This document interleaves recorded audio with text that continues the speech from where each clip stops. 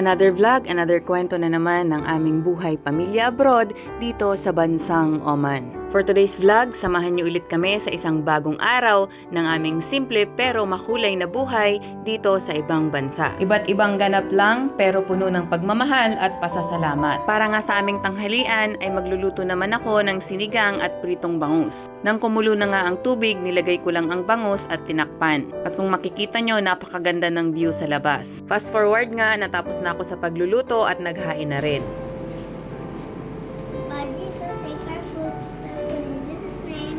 Amen. Did you close your eyes? Huh? Did you close your eyes? No. No?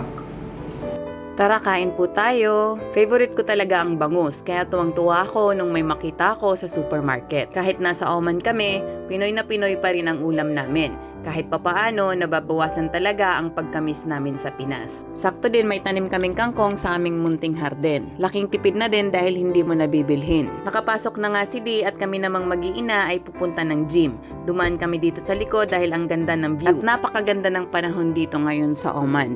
Kasi malamig na. O diba, tingnan nyo naman yung paligid. Na kahit nasa probinsya kami ng Oman, ay talaga namang mapapawaw at mapapa-thank you Lord ka na lang talaga sa lugar na ito. Tingnan nyo naman ang malunggay. Sobrang taas at ang daming bunga.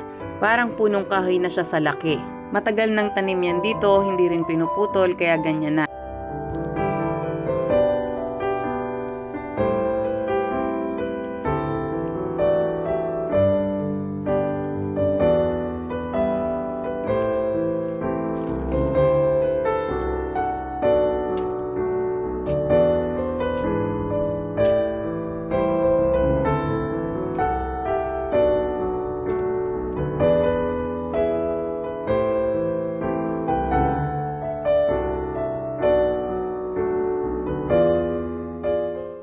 Pagdating sa gym, nag-walking lang ako ng mabilis dahil ang kukulit ng mga bata. Mas gusto ko talagang mag-isa pag nag-gym kasi mas nakakapag-focus ako. Pero ngayon nga, sinama ko sila.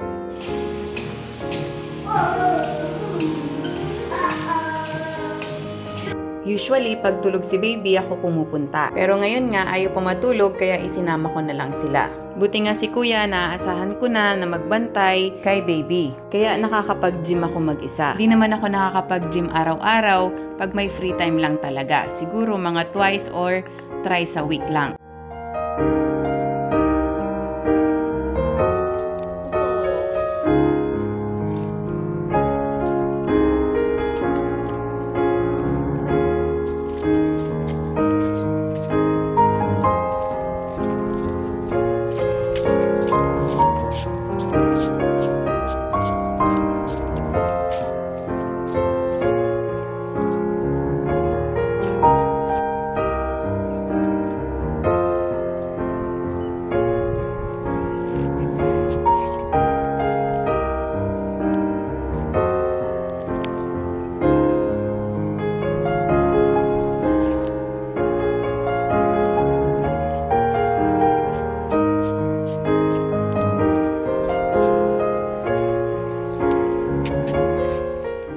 After nga ng gym, umuwi lang din kami at kung makikita nyo sa paligid, napakadaming gulay din. Maraming staff din ang mahilig magtanim dito. Kaya makikita nyo may upo, kalabasa, may talong, may malunggay, sari-saring gulay talaga. Open. Kinahapunan, dumating ang in-order ko sa Filipino store. Kahit mahal ang charge, no choice talaga. Lalo na't wala na masyado sa supermarket ng mga Filipino products. Ang dalawa nga ay excited ng buksan at si kuya na nga nagpresenta na magbukas neto. Guys, this is the receipt.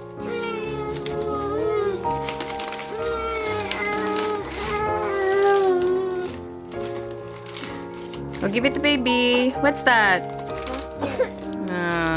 Richie. Give it to baby Dos. Okay. Okay, next. Next. Thank you. Oh, cheesy. Oh. Oh, wala nang This is my favorite. Okay. Okay. What else? Wow. Sabon. I can smell it already. Wow. Opo. Wow. Potato chip and fish. Venus. What's that?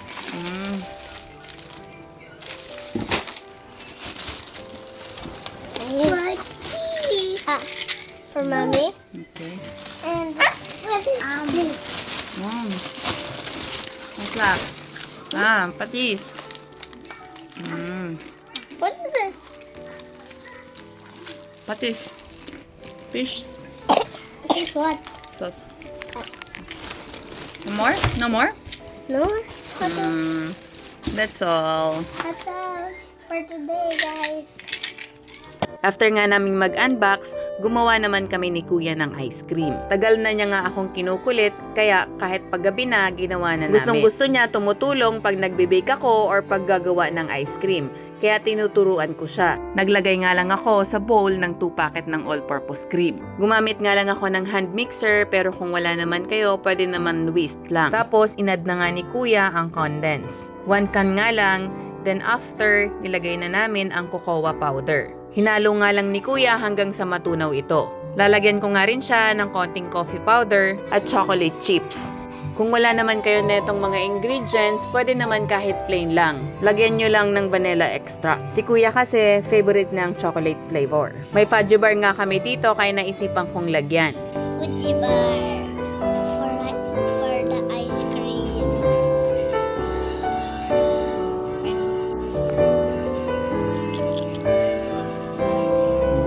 3, 4, 5, 6, 7, 8.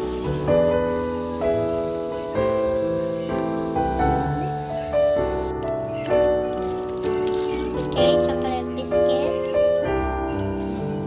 For the ice cream. Wow.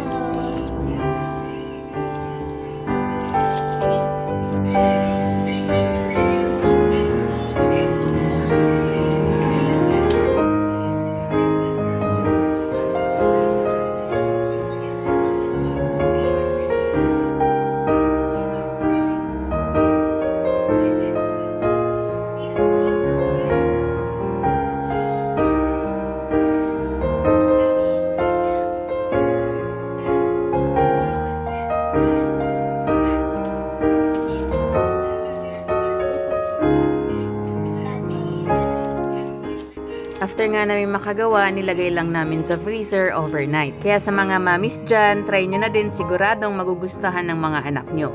Kinabukasan, nagluto naman ako ng fried chicken. Favorite ni Baby Dos.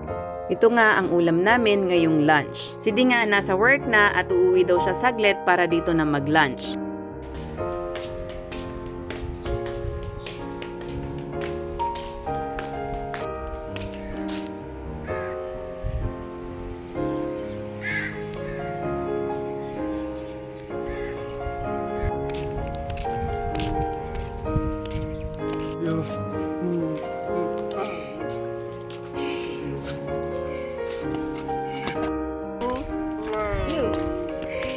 I mean, That is here. Mag-lunch.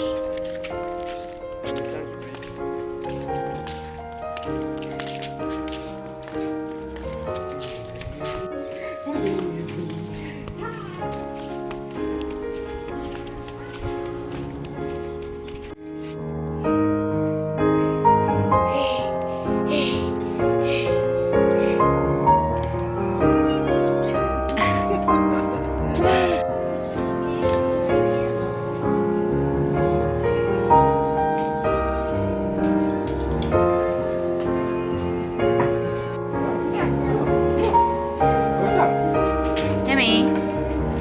Yummy. Okay. Okay, Dos? Okay? Okay po?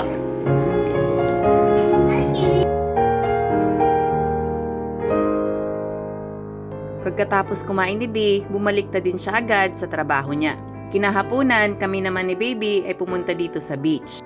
Naglakad-lakad lang kami at nagpahangin. Hindi namin kasama si kuya kasi nakikipaglaro siya. Sobrang ganda talaga dito sa amin. Ilang steps lang, dagat na agad. Kahit malayo sa syudad, sobrang blessed namin kasi dito kami napunta. Kaya araw-araw, pinagpapasalamat ko talaga to sa Lord. Kasi napaka-peaceful, napakaganda ng lugar, ang sarap mamuhay kahit simple lang. At yun talaga ang gusto namin.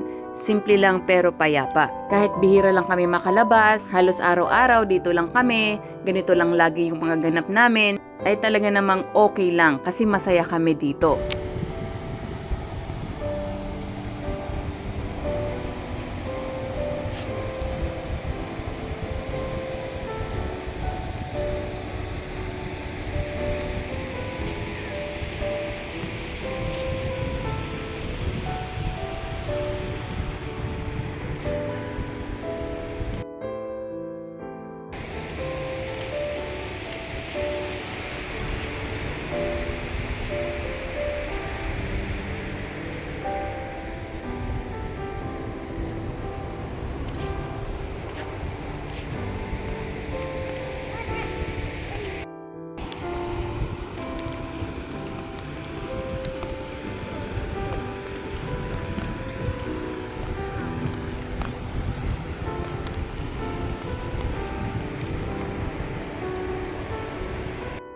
Yeah.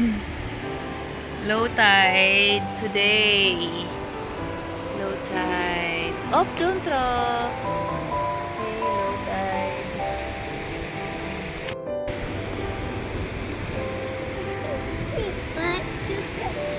Mama.